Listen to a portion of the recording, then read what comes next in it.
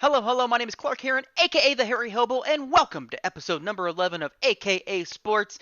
Once again, if you are watching or listening, we want to thank you very much for your contribution. Just hearing us out or watching us on YouTube, very much appreciated. Unfortunately, this week, Fletch is not here. Unfortunately, he had some technical difficulties with his internet, but he will be back next week. And don't worry, he put his 2 cents into this podcast as well. So he's going to have his pick sixes. He's still going to have his top 10 as well as a little bit of news and notes to go with that as well. And again, we've got quite a bit to talk about, but we're going to breeze through it this week since Fletch is out enjoying his evening. Um, so let's go ahead and before we actually get into it, I want to thank you once again for listening or watching. If you are watching on youtube.com and you just want to listen to our podcast, there are various places that you can do so. Just simply go to anchor.fm/aka sports or simply follow us on Facebook and facebook.com/aka sports FB. And if you're still trying to find us on YouTube, simply go to youtube.com and search AKA Sports. Very easy to find. Follow along once again. Follow, subscribe, put your comments in there, especially your picks. We'll add them to the list, and we'll get into that just here in a little bit. But before, let's go ahead and jump into some news and notes from around the world of sports. And let's go ahead. And the biggest, one of the bigger news is in the NFLs. We have Stephen Gilmore. The other day, the Patriots released him. At least they announced they were releasing him. They were in contract talks. It kind of faded away. They were trying to potentially trade him, but they were asking way too much for someone that's still on the PUP list but is expected to be healthy and come back in week 7. But right before they released him, they actually got a trade done, and they sent him to the Panthers for a 6th-round pick in 2023, which most would seem pretty small price to pay for one of the premier players in the NFL when healthy. But the Panthers in a must-win mode. They are playing great football this year, and they have added an absolutely phenomenal defensive piece to an already really good defense as well. So watch out for the Panthers. This is a phenomenal ad for them. Moving on in the NFL, just a quick little note that I saw today. The NFLPA executive director DeMaurice Smith actually might be potentially losing his job. There was a vote of 7-7 from a 14-member committee. Typically, that committee, when they get together and they vote on their confidence in the executive director of the NFLPA, they typically vote unanimously, saying, "Hey, we truly believe in what he's doing. He's doing some great stuff. He keeps his job basically." This vote was very surprising, being a very split vote. There's been a lot of controversy about how he handled the CBA, all those contract talks as well. So now it's going to come down to the NFLPA's 32 player representative. So each team has their own representative. They're going to talk to their own teams. They're going to get a sense of what the team feels, if they have confidence in Smith or if they do not. If they go out there and vote, basically anything less than 22 players vote for him, his job's pretty much gone. It's going to be up to a complete vote at that point about potentially either keeping him or if they find somebody else could potentially replace him. Again, there's a lot of talks about the CBA and how he mishandled those, about how those talks should have happened a lot more and a lot more in depth to try and help the players. It seemed like, at least for him, he was kind of on the side of the ownership. So it was very interesting to see a 7-7 split in the initial vote. So again, we'll keep an eye on that other vote by the player representatives of the NFL to see if DeMaurice Smith keeps his executive director job or if somebody else becomes the new NFLPA executive director. Moving on to the NBA, a lot of preseason basketball at this point, still more training camp. The season is progressing very nicely. We're getting very close to that. Again, we mentioned last week that if players are not vaccinated, there is a potentiality that they could lose their or not lose their contract, but lose money because they're not on the court. That being said, Andrew Wiggins, that we mentioned last week, he did get vaccinated, so he will not lose. I believe it was reported to be about $15.8 million, so he will be absolutely just fine. But as for Kyrie Irving, he still is a complete unknown. The Brooklyn Nets actually said themselves, we're not sure exactly what we're going to do if he doesn't get vaccinated, so we'll keep another eye on that. But the big news that dropped today in the NBA was 18 former NBA players led by Terrence Williams was defrauding, and I want to get this right, They were defrauding the NBA's basically their healthcare system. I'm trying to pull out the name of the healthcare plan. For some reason, I am struggling to find this here. Uh, basically the league's health and welfare benefit plan. So basically, after you retire, you can be part of that plan. You're eligible for it. And what these 18 players do, being led by Terrence Williams, who came out of Louisville and played in the NBA for a while, basically they were sending in claims about medical and dental appointments and events that were not happening. They just didn't exist, and they were getting these claims fulfilled to them. They defrauded the plan for about almost $4 million, and they were pocketing about $2.5 million of that money with a kickback very nicely for Terrence Williams. He was getting about $230,000 in kickbacks from the other 17 players, and of these players, relatively small names for the most part, but there are some bigger ones. You had Tony Allen, one of the better defenders during his time. Glenn Baby Davis, he was also part of that. Darius Miles, Sebastian Telfair, and amongst many others. It is reported that 16 of them are in custody at this point. Obviously, they will have to pay that back along with any type of fees and probably do some jail time since this is a federal crime. Now, the bigger name, Tony Allen, one of the better defenders, like I mentioned, he was supposed to have his number retired by the Memphis Grizzlies this coming summer. That might be on postponement, if not canceled, depending on exactly what happens with this. Once again, defrauding the NBA, not a good idea, nor is it a good idea in general because there's paper trails, and all they have to do is check into one of them, and they're going to find out exactly what you're doing. So, again, defrauding the NBA, they were getting quite a bit of money from it, and they will be going to jail for quite some time. We will continue to keep an eye on that as more news progresses. Uh, Now we move on to the big old fight. October 9th, we have Wilder versus Fury number 3, and this is one that Fletch has been hyping for quite some time. It is one of the bigger fights. The first two were absolutely tremendous fights, and they got a lot of press and a lot of money from them. This one will be no different. And again, from what we saw in the first two, it should be another classic bout between these two fighters. Now, I did ask Fletch before we started this podcast, and he said he would like to sign with Fury on this one, and I would like to as well. What I've heard from the boxing area, I wish Fletch was here because he could dive into it a little bit more than I could. But that being said, from what I've seen and heard from the experts in the field, they were talking about how Wilder, not the greatest technical fighter in the world, but definitely comes with a very hard punch. Whereas Fury, he's just going to punch you hard. So it's going to be, again, another interesting battle. Maybe Wilder learned something from the first two fights. But again, stay tuned. This Saturday, October 9th, my birthday, we will be watching Wilder versus Fury 3. So keep in tune with that. Moving on. Now that we're done with the news and notes, let's go ahead and talk about some college football. We had some very interesting results from week 5. The week 6 poll is out, and really the biggest change that we see here is that Iowa moved up 2 spots. They're now number 3. They'll be facing number 4 Penn State, and more on that here in a little bit. And then Oregon dropping 5 places to number 8. Their upset loss against Stanford. And like I mentioned to Fletch last week, I wasn't going to pull the full upset, but I did mention to him last week and mentioned to everybody as well here on the podcast that watch out. This was going to be one of those games that, man, Stanford's got nothing to lose. They're going to go out there and they're going to play tough, and they did just that. Now, there was notable refereeing that happened in that game, but at the end of the day, Oregon got the loss, and it's not going to look good. Losing to a 2-loss team on the road, really a game that they should have won pretty handily, and they did not play well for the most part of that game, so they were going to be falling back.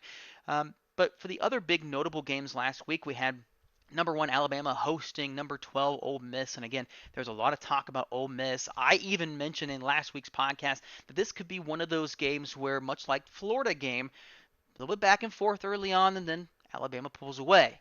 Well, if you were waiting, you didn't have to wait very long for that to happen. In about 3 minutes, they was down 28 to nothing pretty quickly in that game, and Alabama never looked back. It was not even remotely close to a game.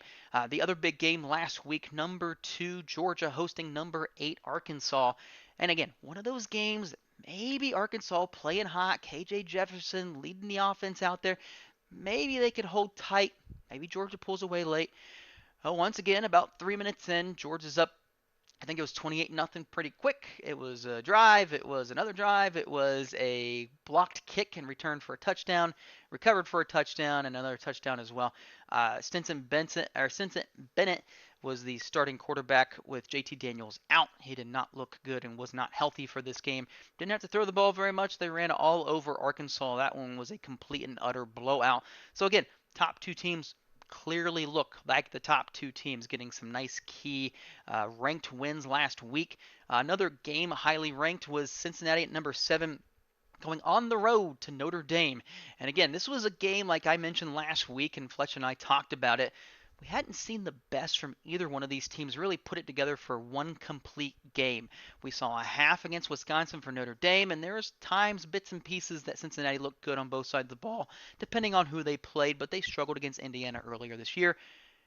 No, absolutely hats off to Cincinnati. They looked absolutely phenomenal. That's exactly what you needed to do.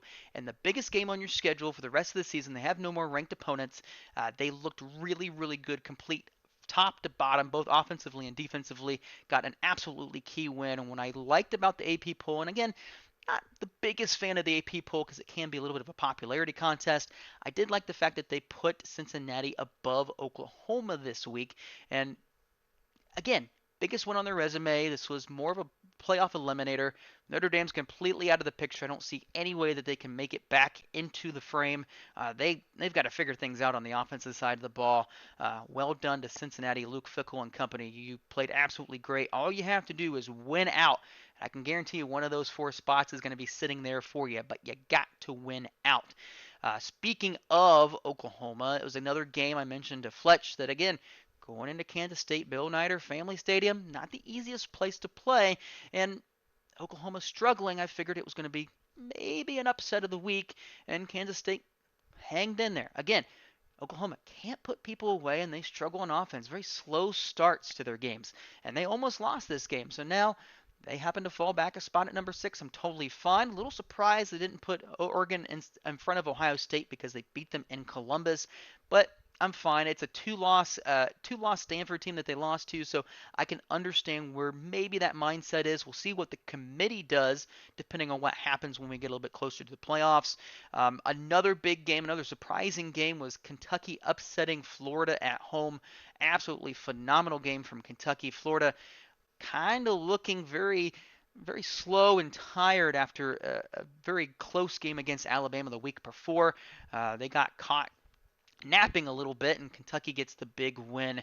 And then we see some newcomers to the top 10. We have Michigan jumping in at number 9 and BYU at number 10. So let's go ahead and talk about this week's schedule. Some big games on tap. First, we have the Red River rivalry. We have number 6 Oklahoma versus number 21 Texas. Again, one of these games, Oklahoma's going to get caught napping. I think this just might be the one. I've got Texas winning this one. They've got nothing to lose. They want to go out there and show them just how good they are in the Big 12. This is a great game to do it, beating a top 10 team. Even though Oklahoma hasn't really looked the part, we'll see what kind of Oklahoma offense and team comes out for this one. That will be on noon, at noon on ABC. Another ranked game, the losers of the big games last week, Arkansas going on the road to Ole Miss. This one's just who wants to show up. We didn't see either good of either team last week. Who's going to show up? Who's going to have the energy to come off of those just debilitating losses that maybe they thought they had a chance, but it was quickly wiped away? I would say the advantage is to Arkansas because of how well they've been playing, but Ole Miss's offense might be able to get back on track, and they saw exactly how well Georgia ran against Arkansas, so I would wholly expect Ole Miss to win this one and maybe win it pretty big because, again, Arkansas, really both teams not really doing well at all last week. We'll see which ones show up this week. Georgia on the road against Auburn. I don't see this being a problem. I see Georgia winning this one pretty handily, but that is a ranked matchup this coming week. And then the big one. Number 3 Penn State on the road at Kinnick Stadium against, or number 4 Penn State against number 3 Iowa. My apologies. Absolutely phenomenal game. This is going to be one of the big ones. This was actually at 4 o'clock on Fox. That really should be the primetime game, but it isn't. It is at 4 o'clock. This is going to be one of the best games we'll see this week. I'm really hoping that both of these teams come out and play. Penn State, we have seen the more complete team, both offensively and defensively. They're going to be going on the road to face a very opportunistic defense in Iowa. They had 6 picks against Maryland, which Fletch talked about last week as potentially a little bit of a trap game. Iowa said, no, sir, not this week. They handle business against Maryland. Iowa's just so good on the defensive side of the ball. I don't see how they lose this game. I think Iowa wins it with their defense at home. It's going to be a very close game, though. I really think it's going to be a very, very good game, the best game of the week. Beyond that, there's not really, excuse me, not really too many other big matchups. Some other ranked teams, we'll keep an eye on Boise State going on the road against BYU. Could potentially be something there. Really beyond that, not much else. Everybody else should be able to handle their business this week. But once again, congratulations to all the teams that handled their business last week. Again, there's the top 2 teams, and then there's everybody else trying to fight for those last 2 spots. Because I can guarantee you, almost at this point, Alabama and Georgia are both going to be in the playoffs. It could be a 1, and the other one going to be a number 4. It's going to be 2 spots open, and at this point, I don't see any ACC team being available there. Clemson being out of the top 25 for the first time in quite a while. We'll see who wants one of those 2 spots. Could it be Cincinnati if they win out? Could it be Oklahoma if they continue to win and maybe look better for the committee? Right now, they haven't really shown the committee all that much. Could it be a resurging Ohio State team that still has to get better on the defensive side of the football, but they are playing much better offensively and have been able to put the last 2 much easier teams away very quickly? We'll see what they can do against 4-1 Maryland, which just got obliterated by Iowa. And let's go ahead and move on to the NFL. But before we do so, let's talk about our sponsor for the week, Legit Framing. You've heard me talk about them every single week. If you haven't checked us out yet, simply go to facebook.com/legitframing or send us an email at legitframing@hotmail.com. We'll get you a nice little quote of exactly what kind of jersey, maybe some turf, maybe some cards. We can get it framed for you. Nice wood frame, player photos, team logos, maybe a plaque in there. It doesn't have to be a famous player. It can even be your high school jersey, your college jersey. Get it framed for your man and or woman cave today. And again, if you want a free quote, simply go to facebook.com/legitframing or legitframing@hotmail.com. Legit Framing, create your next conversation piece. And let's move on to the NFL Week 5 schedule. And I'm going to be honest with you. I was looking for another graphic to really put this Week 5 together, and I went on Facebook. I was hoping to find maybe a Fox Sports. I know they have nice graphics. I know I'm taking it from other places, but it's fine. And this one I took from just a random spot. I didn't realize it until I actually put it up there. It's actually the NFL Week 5 schedule. It is correct, but it is from Australia. So if you are from Australia, this looks really familiar. Obviously, a lot of games on ESPN. There's a lot of games on Game Pass, NFL Game Pass, as well as Mate TV. Yes, 7 Mate or just Mate. I'm not sure if that 7 is there. Maybe 7 Mate. Excuse me. So this is the actual schedule. Obviously, tonight is a big game. We have the Rams versus Seahawks, and if you're in Australia, it starts at 10:20 a.m. Or if you want to watch any other game, most of their games start at 4 a.m. I found it hilarious that this was out there, but looking through the schedule this week, we picked 6 games. I was kind of struggling to find 6 really good games. There are a lot of kind of potential blowout games out there, but we were able to find pick 6 games this week, and again, Fletch was able to very nicely tell me exactly which 6 that he was going to pick, and we've already got them put on the screen because guess what? We agree with every single game. So, if for you that are not watching YouTube, I can see them. Let me go through them. The first game we have the Lions versus the Vikings. The Lions actually have played very, very well. Yes, they're 0-4, but they're very competitive, especially running the football. DeAndre Swift looks amazing. Jamal Williams looks like that absolutely needed additional piece to this offense. Jared Goff is actually one of, I think it's top 5 in passing yards so far this season. So the offense is playing very, very well. It's the defensive side of the things that's not quite caught up yet, and they'll be facing the 1-3 Vikings this week. And again, kind of hard to watch the Vikings last week against the Browns. It was one of those just nasty games, especially for fantasy purposes. Just no points to be had. 14-7 finish. Uh, but this week, I truly believe that the Vikings will handle business. They're at home. I hope that Dalvin Cook is back this week. It is a very juicy matchup against a very volatile and easy to run on Lions defense. But we both picked the Vikings this week. Good pick, Fletch. Moving on to game number 2, Saints versus the Washington Football Team. Again, the Saints have kind of looked out of sorts. They looked phenomenal a couple weeks. They looked bad a couple weeks. So we're not sure exactly which real Saints team we're going to see. They're obviously missing still Michael Thomas, who's not eligible until week 8 against the Seahawks, and I'm not sure if he's going to be fully healthy for that one. But for this game, I'll be facing the Washington Football Team, and again, what happened to this defense? This amazing defense led by young Chase Young. Uh, what happened? They were so good last year. Just on the defensive side of the football, they didn't need to be great offensively. They were stopping people with their defense. This year, totally different. They are struggling. Obviously, they still have Taylor Heineke still at the quarterback.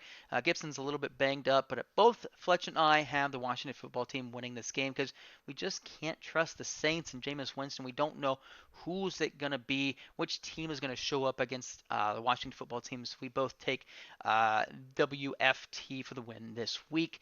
Next game, Bills versus Chiefs. Bills look like one of the better teams in the NFL, whereas the Chiefs, they're kind of getting back on track. They were one of the tougher schedules to start this year. The offensively, they still look phenomenal, even though Patrick Mahomes, it seemed kind of last game where he was kind of pressuring himself to try and make all the throws. The difference between last game and the Super Bowl, for example, when he was both kind of doing the exact same thing and pressuring throws and trying to make the biggest throw. Super Bowl, he was hitting receivers in his hand and their hands, and they were just dropping them. Last game, he was throwing it to the other team. So they just kind of need to focus in, allow their defense to get caught back up, and then just focus on offense. If you put up 52 points, it doesn't matter if your defense gives up 30 points again. Just put up 52 points on the offensive side of the football, and you will be just fine.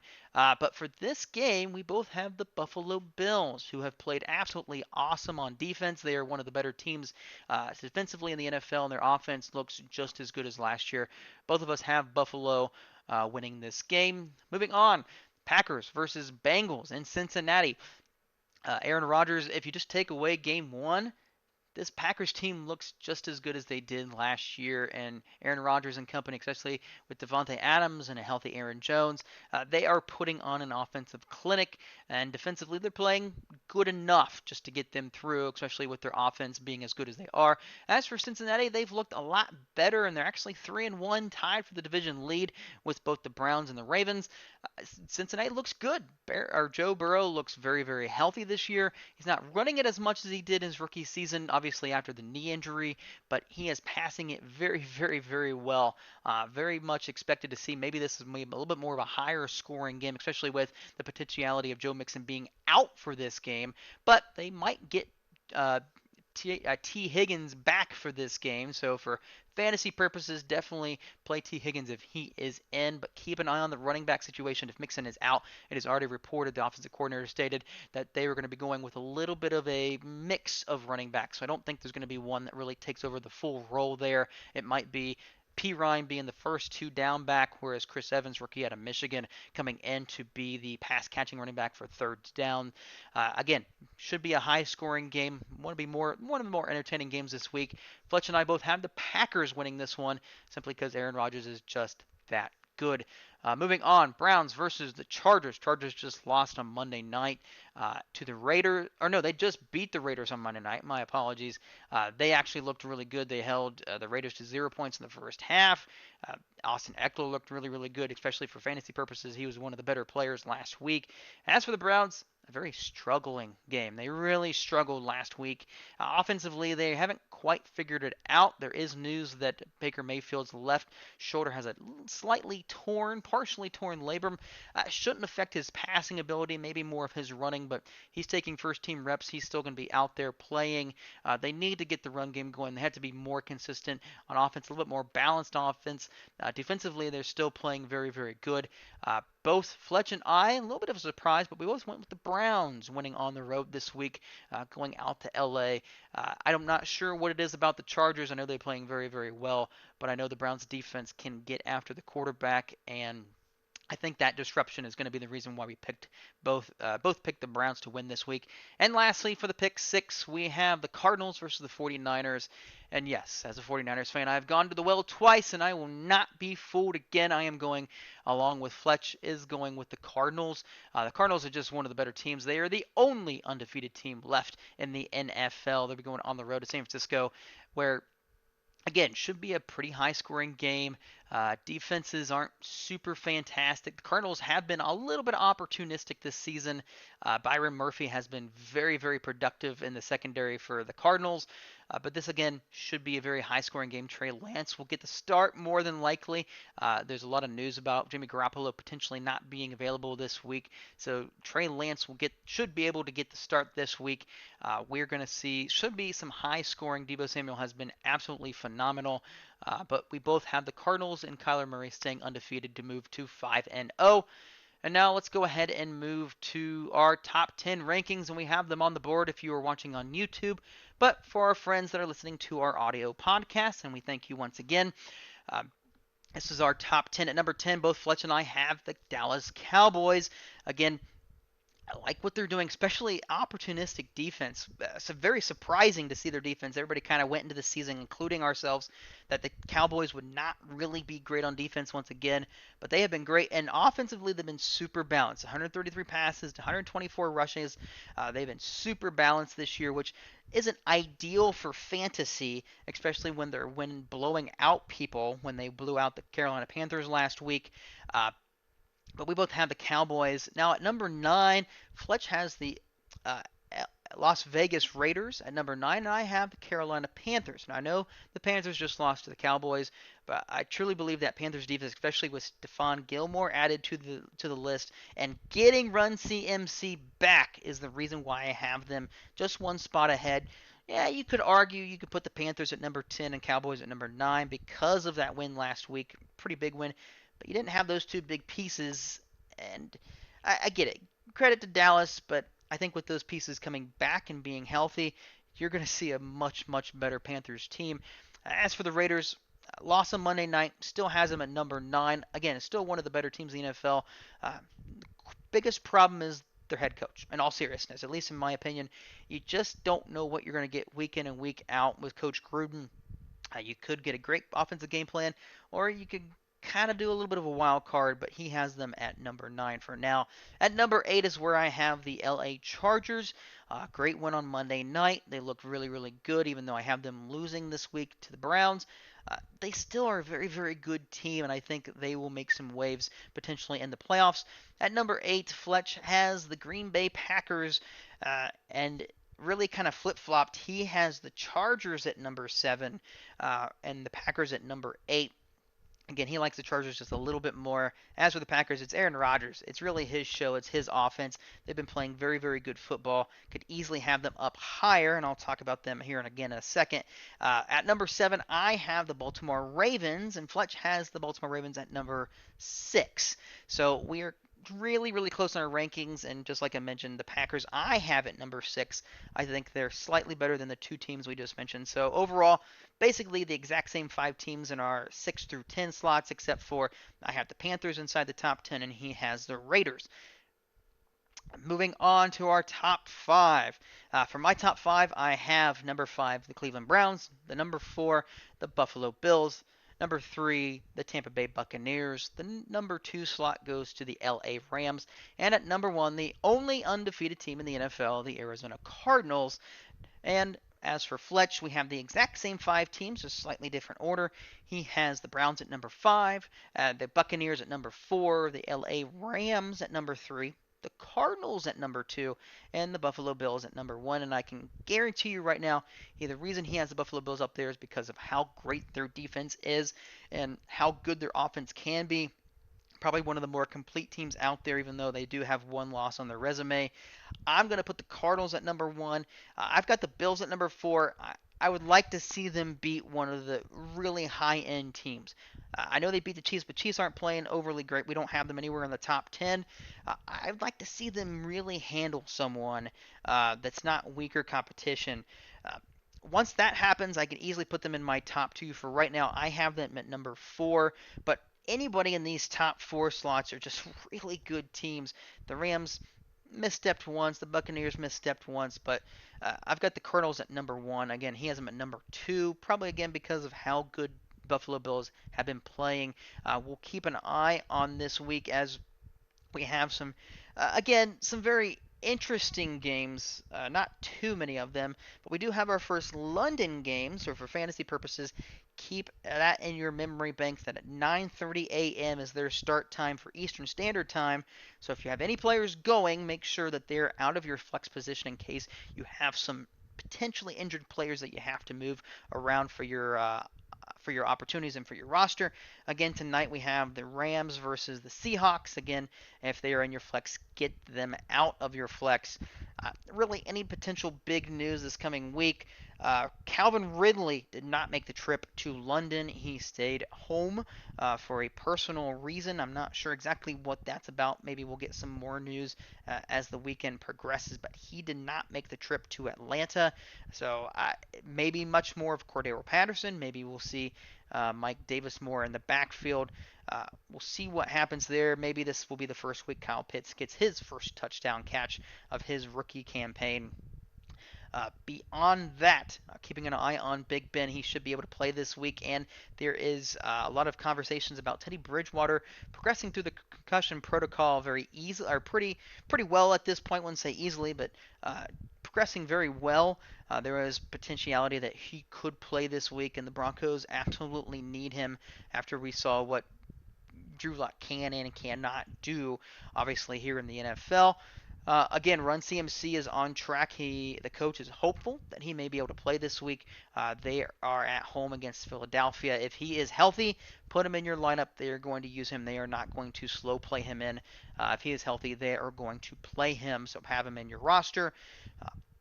Other fantasy type games, anybody in New England, running game, play them. They're on the road against Houston. Tennessee against Jacksonville. They're predicting this one to be a little bit more of a high scoring game simply because Tennessee's defense is just that bad. So is Jacksonville. So this might be a little bit more of a high scoring game, but definitely Derrick Henry, another big game rushing here. I suspect nothing less from him. Start all your Tampa Bay Buccaneers. They're at home against Miami's putrid defense. Beyond that, just keep an eye out for the news and notes as we go along this weekend.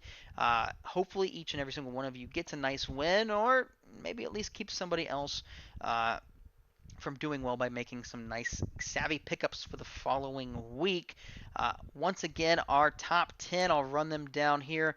At number 10, we both have the Cowboys. At number 9, he has the Raiders. I have the Panthers. At number 8, Fletch has the Packers. I have the Chargers. At number 7, he's got the Chargers. I've got the Ravens. At number 6, he's got the Ravens, and I've got the Packers. And for our top 5, we both have the Browns at number 5. At number 4, I have the Bills. He's got the Bucks. At number 3, I have the Bucks. He has the Rams. At number 2, I've got the Rams. He's got the Cardinals. And for number 1, I have the only undefeated team, the Cardinals, and he has the Buffalo Bills. So once again, thank you very, very much for listening and or watching. If you're watching on YouTube, I completely forgot to put this. Let's go back to here. Thank you very much for watching. Uh, we'll skip to this screen. That'd be fine. Watching or listening. If you want to listen and you're watching right now and you just want to listen, that's fine. Simply go to anchor.fm/aka sports or follow us on Facebook. We'll be posting our pick six out there as well. Or you can simply go to YouTube if you really want to watch us. Go to youtube.com and search for AKA Sports. My name is Clark, and AKA the Harry. We'll try that again. My name is Clark, AKA the Harry Hobo, and I'm out.